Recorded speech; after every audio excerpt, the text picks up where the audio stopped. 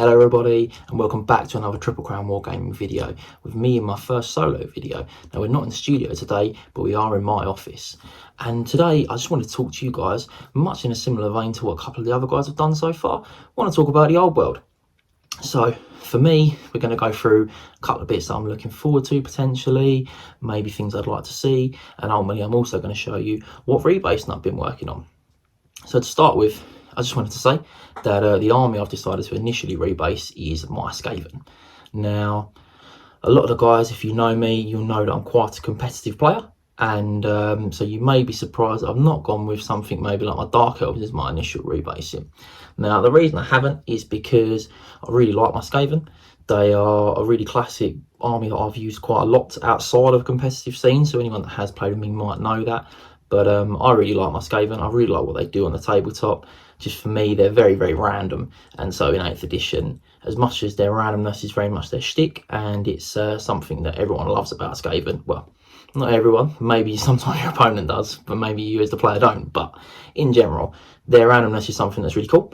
And it's also, but it can also be a negative for them. That's why I tend to find that I don't take them very much in a super competitive setting, just because the issue that you can have with them is when you really need it, your Hellpit Abomination might not roll automatic hits and might roll everyone in base takes one hit. So it's very much of a much.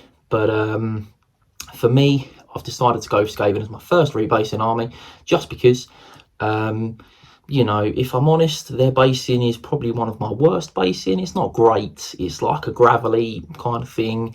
It doesn't look very good. It likes to fall off. It's probably my worst based army in 8th edition. So it was a great candidate for me to rebase in general. So that's why I've decided to go with those. Also, just because I really like the models. They're one of my favourite armies. I don't use them as much as I'd like to. So here's to me hoping that what we're going to get in the old world is a little bit in the reduction of the randomness, maybe a little more consistency with them. But it's just going to be interesting to see. So these guys are what I'm really hoping for, is that someone will be a bit of a big winner out of the old world. But for now, we're just going to have to see.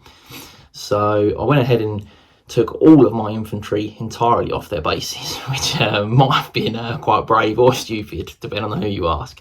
Now, it was quite a big job. Anyone that's got Skaven will know that infantry is almost your entire army. So it was a lot of models to remove their bases from. But to be honest with you, with how bad the basing was, I was happy to see it go. But we've got that done now, and I've started initially to rebase the army now. So in a similar sense to what the Loremaster said, you know, I probably would never have rebased this army if it hadn't been for something like the old world. Simply because it's a big undertaking. It's a serious amount of models, you know, like 100 clan rats, 50 storm vermin, all the characters in the world.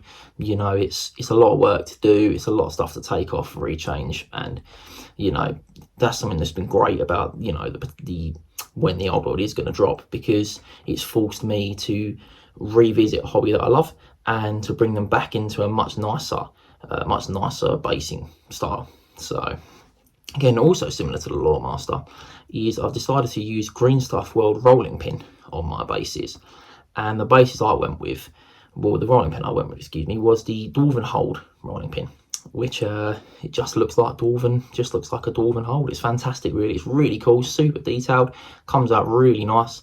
So I've decided to go for a basing style on them that makes them look like they're, you know, trudging through like a damaged, like it's probably recently sacked Dwarven Hold. Now, also on the bases, we've got I've got some nice little green crystals that I painted up to look like chunks of warpstone. Now, the crystals I got from Bomberang Games in Corringham, and they 3D printed them for me. They came out fantastic. They were a really competitive price.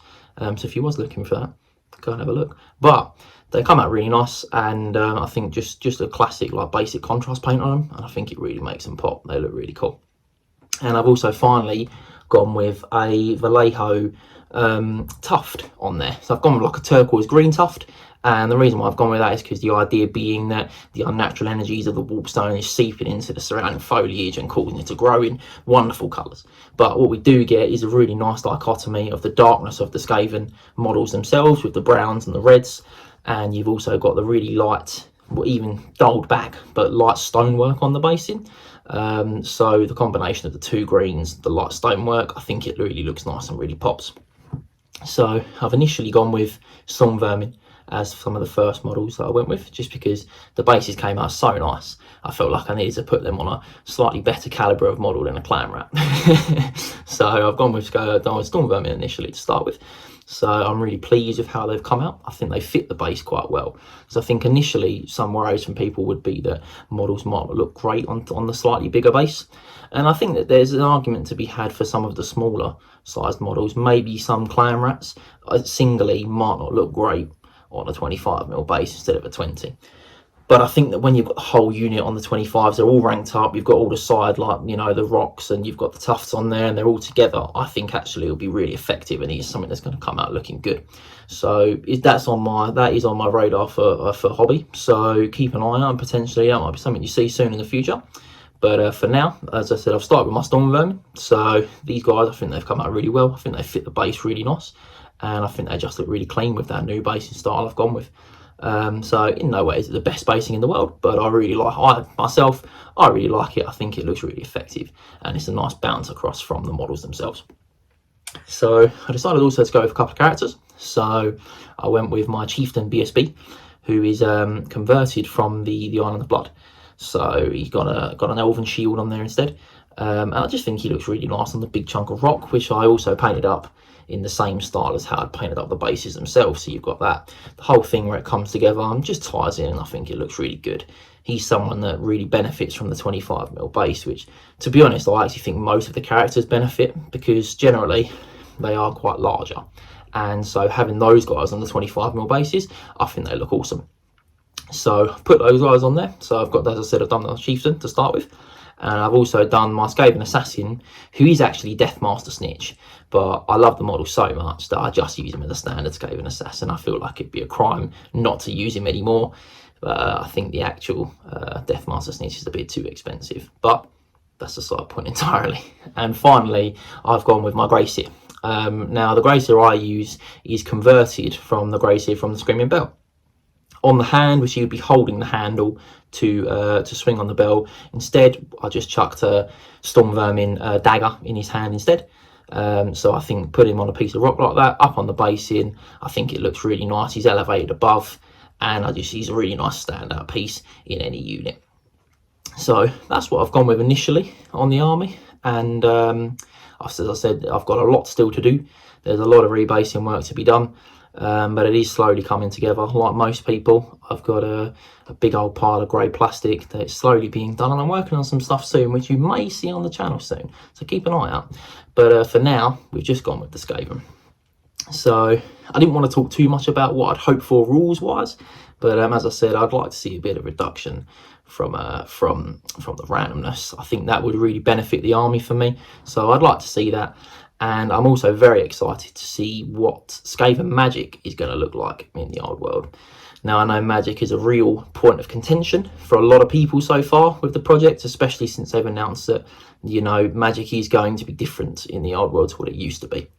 So it'd be very interesting to see how Skaven magic works, obviously with like the Law of Plague and the Law of Ruin and the Dreaded 13th. I wonder how that's going to work. Is it going to exist? Is it going to exist in a different format?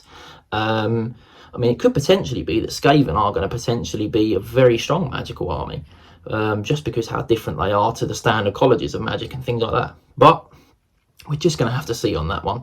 So I'm hopeful, but I think it's going to be very interesting. I'm very excited to continue to work on the army, and you know, as we get closer to whenever a potential release date is, it'll be really cool to see how it's all going to work out.